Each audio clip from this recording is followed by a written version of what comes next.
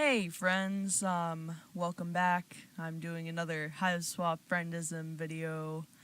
Today we will be exploring Keprum and Folykle's bad routes. Like the first bad route and then the second bad route. The first bad route should take probably about, 5 minutes. I don't know. They normally are short, so let's see if I can do their voices again today. It is currently 9:26 in the morning, and I slept from 5:30 last night until about 3 minutes ago. So, yay! Here we go. Wandering deeper into the city, you wash up on the shores of what looks like a rougher part of town. Comparatively, everything about Alternia is rough. But down here, the streets get narrower, diggier, and the buildings are run down. Streetlights flicker, and the patrolling drones look less inclined to serve and protect and more likely to shoot you and claim it as self-defense. You haven't seen any tracks, but if you had, this place would definitely be on the wrong side of them. Again, empathetically, you don't know what you're talking about. Everything you know has been gleaned from exceedingly painful trial by fire, but this looks like the sort of place no one cares about except for the people who live here. A noisy group of trolls spill into the street ahead, and you quickly duck behind a row of garbage cans. You have recently become gun-shy around groups, especially since most of these guys look fancier and are wearing symbols in varying shades of blue. Not to generalize, but blue bloods are starting to freak you out. Everybody here messes with you, but the higher castes do it with a government sanction. These particular blue bloods all look as lost as you did several friends ago, gazing around in varying flavors of amusement and frustration. They glance nervously between each other and the looming buildings on either side. LOL. I'm gonna die, aren't I? Oh god, I am. With a jolt of adrenaline, you realize you aren't the only person hiding in a pile of garbage. There's someone else. Two someones, actually.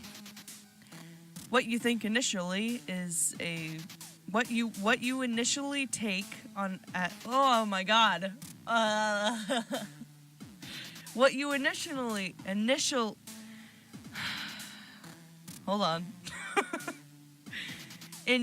take as one large lumpy troll resolves on a second glance into two smaller trolls, a girl and a boy. The girl is clinging to the boy's back like a very greasy sloth. It looks like a pretty precarious position in your opinion. You've recently become an expert in falling down. They're both skinny and stringy, and damn, you thought that smell was from the garbage, but it might be them. LOL, Blue's just busy living their pathetic lives. Walking out of their hives, straight into our trap. Idiots never see it coming. You ask if they mean the trolls out on the street. Probably you should just mind your own business, but when the fuck have you ever done that? Also, it's nice to see someone besides yourself getting mocked for once. You kinda want to join in on the mocking. Who the fuck are you? Where do you come from? A trash creature. Born out of the trash. LOL. Well, so much for not getting mocked. These two are probably equal opportunity mockers, though. They mock everyone, kind of like Polypa had been with murder. They keep snickering. You can't help thinking you are being called out. And last time we took it lying down, so let's save right here. And stick up for yourself and see what happens. Ugh. You put it to them offhandedly that perhaps it is they who are the trash creatures. since they are the ones who smell like they've been rolling around in it for the past few days. For some reason, this makes them laugh even harder. Keprum, check out the badass we got here. MFW, freaky Colbait nerd lord talks back. Why don't you run and cry about it? Yeah, go tell your Lucis on us. The girl tugs at the boy's hair and they're off, cackling and running up the street with a weird, stumbling gait. They leave you all on your lonesome, fresh friendship opportunities withering on the vine. You probably dodged a bullet, but you can't you can't prevent the oncoming. Oof. Game over. It's for the best. Alright, so that was the first bad ending, and I was right. It took about 6 minutes. Ha! Alright, so now we're going to take it lying down. You never thought about what a weirdly sexual idiom that is. Regardless, you decide to swallow your protests. Hey, that was pretty sexual also. Thanks, English language. You don't want to start out a friendship with hostility. If you had parents, they would have told you that two rights don't make a wrong. You could argue that it isn't worth trying to befriend people who open with insults, but that's just how people are. You gotta roll with it or get out of town, and since you literally can't go anywhere, you'll just roll, and you really, really, really want to make more friends. Addiction is a powerful thing. You admit that you don't have a Lucis and that you're pretty used to the insults these days. You include an affected shrug and demonstrate just how easily things roll off your back. You add a contrite little kick at the pavement and hang your head, even if you aren't quite sure what you did wrong. LOL, rusty drunks in their own damn self. Don't have to do shit. This could be kind of relaxing for us. The girl turns her weird spidery face towards you. You should come hang out. Wait, what? You want to hang out with this bottom feeder? They look like a huge drag. I already have enough dead weight with your ass to drag around. Oh man, you really hit the jackpot with these guys. 2 friends for the price of 1. To answer your earlier question that you may have forgotten you asked, Keprum hacked their palm husks' GPS to bring them down here. Idiots can't do shit without their fancy tech. The Blue Bloods are all arguing now. Somebody throws a punch. You figure it's a good prank if a little mean-spirited. FOLLICLE stops yanking at Keprum's hair and looks at you. Wow, you really are pretty basic. Hey, Keprum. She gives his hair another yank, like it's reins and he's her horse. Keprum grins, showing a bunch of big blunt teeth. He raises a hand that crackles with white-hot energy. Your stomach clenches and your feet leave the pavement just enough for your toes to drag along the ground as you float over to them. For a few seconds, you have zero control over your body. Keprum lets you go and you land hard enough on your heels to make your ankles twinge. One of the flickering streetlights shines down on FOLLICLE's face. What you had initially taken as a deep set of eyes are actually no eyes. They're just black holes in her face. It looks super creepy and also super painful. Yeah, so what? You think I would just have eyes like some kind of normie? You would never accuse her of that. That isn't really a word you have in your lexicon. LOL. He keeps doing that, saying the word instead of laughing. It's actually a hell of a power play. Goddamn idiot doesn't know a case of void rot when they see it. Have you never met a gold blood before? You have, but you aren't sure Sarava counts. They're an internet celebrity, for one thing. For another, they have eyes. Well, one eye, and the other one wasn't lost to void rot, whatever the hell that is. You wonder if that's why she's on top of Keprum. He's some kind of combination steed and seeing eye dog. Void rot means my body doesn't retain energy like it's supposed to. Just look it up on Google. It means I'm dying constantly, all the time. You almost point out that technically everyone is dying all the time, but you sense this isn't the moment for fake deep fuckery. That really sounds like it blows, though. You tell her how sorry you are. What do you mean? Why would you be sorry? You didn't do anything. Besides, standing there and looking ugly. Idiot thinks it makes a difference. Like what they think actually matters. LOL. Can't wait for Trizza to take this one down to the coal fields for a little R&R. Rest and relaxation? That sounds nice, actually. Rampage and rending. Ah. Wow, and here was me thinking we could get through a whole conversation without bringing up precious Trizza. LOL, Trizza rules. I love Trizza. I know, dipshit. You rack your recent memories trying to figure out if you know what a Trizza is, or who.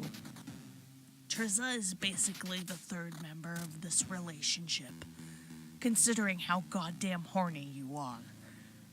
To get her cybernetic tentacles up in you. Wow. What? Is that supposed to make me feel bad? That sounds great, actually. You watch too much Eastern Alternian pornography. It'll be way better than sitting around with you, always sucking me dry. This sure is something you're witnessing right here. It must be that Black Rom stuff Zebra had briefly filled you in on. You cock a hip and compliment them on their obviously incredibly healthy pitch romance that they have got going on here. Because as everyone knows, there's nothing two people in a lover's spat like more than someone interrupting them to spout random bits of cultural knowledge. That separates them, metaphorically, at least. Physically, Folykle stays clinging to Keprum's back. Wrong again, fuckbulge. We're pale. So pale. Oh, pale. That's a nice one. The petting one where you talk about your feelings and you don't have sex. What? You got something to say? What did I say that before? Before I said... I don't remember. I think I'm gonna say you guys don't seem like you've got your shit together, because I think that's the bad route. Okay, here we go. You mentioned just offhandedly, chill as hell, that maybe they might have a few things they need to work on.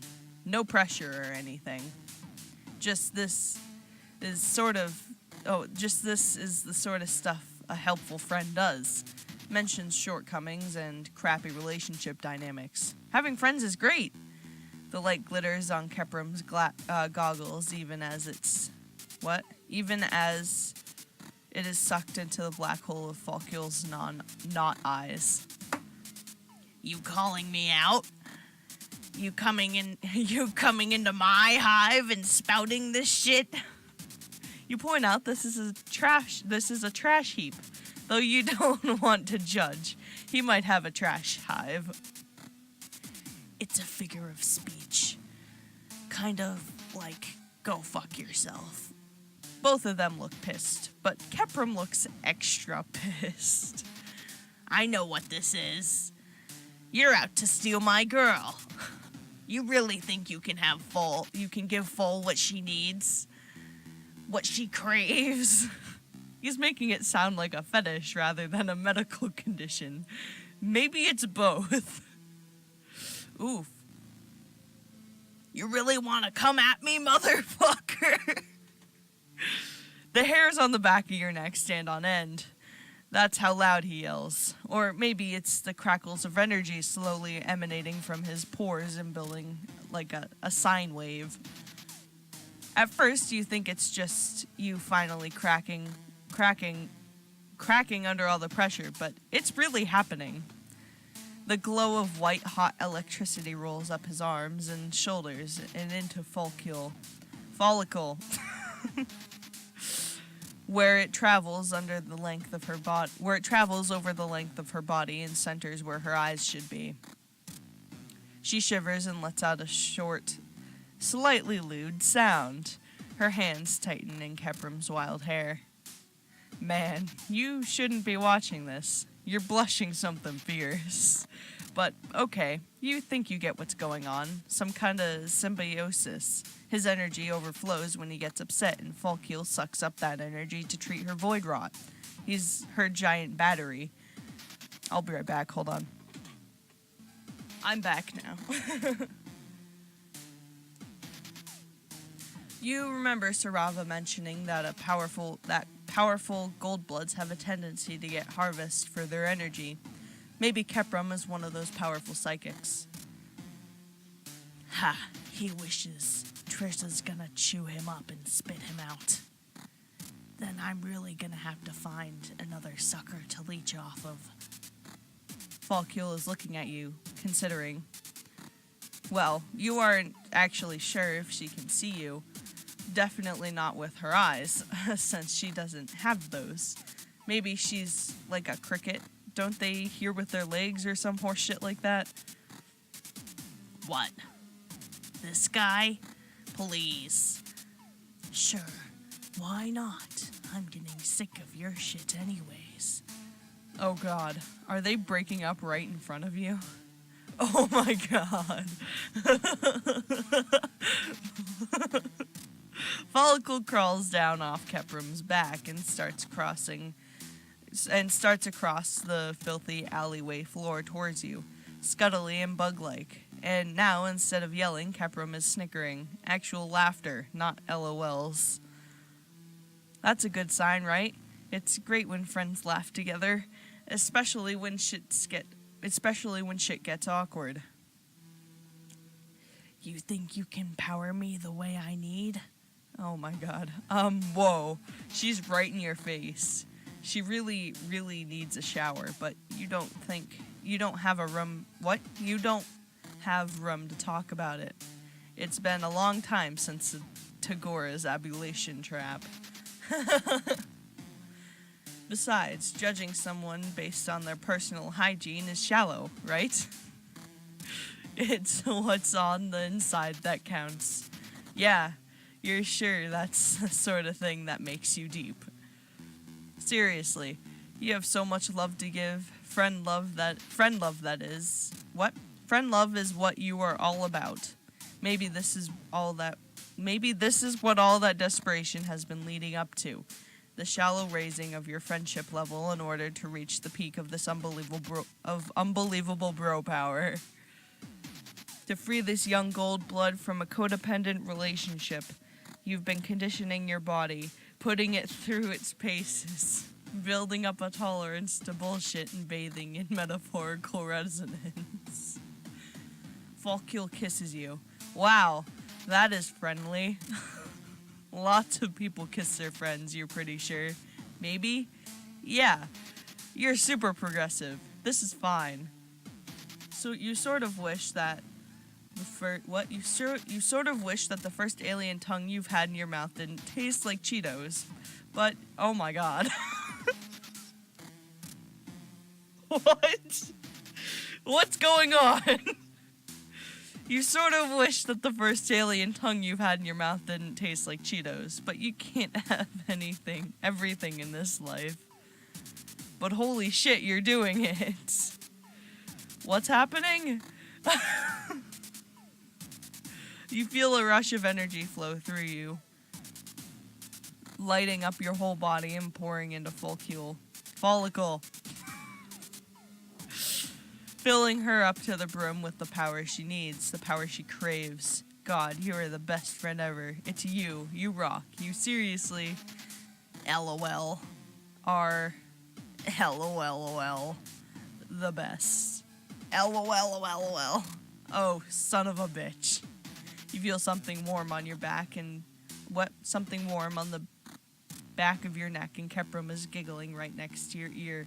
Somehow, while you were busy kissing his girlfriend, he snuck up behind you and started kissing you too.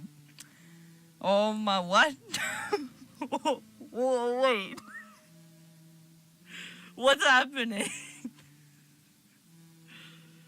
Well, more just putting his mouth on you and moving his tongue around.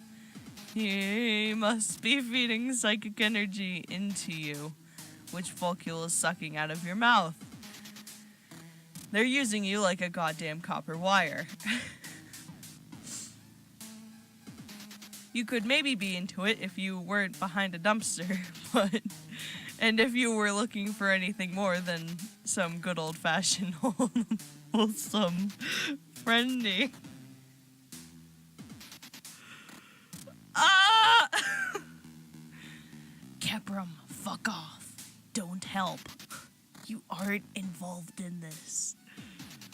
Keprum is still laughing, and he's added the LOLs back in, which you like even less when they were pressed against your neck. He steps back, and the flood of energy lets up. You go from feeling like a light bulb to feeling like a steadily deflating balloon. Follicle kisses again. Follicle!